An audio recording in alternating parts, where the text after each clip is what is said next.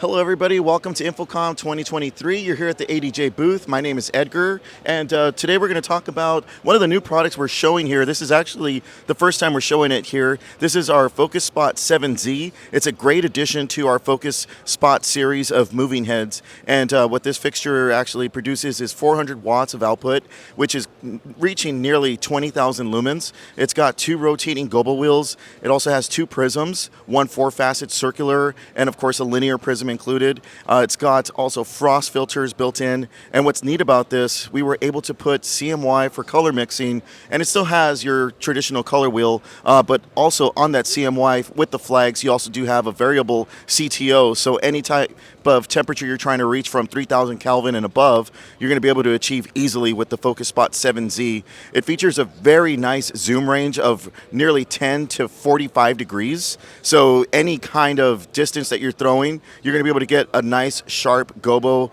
at any size that you're looking for pretty much anything from mid to upper level type of venues. So that's the new Focus Spot 7Z from ADJ, and of course for more information on this product you can always visit us at www.adj.com.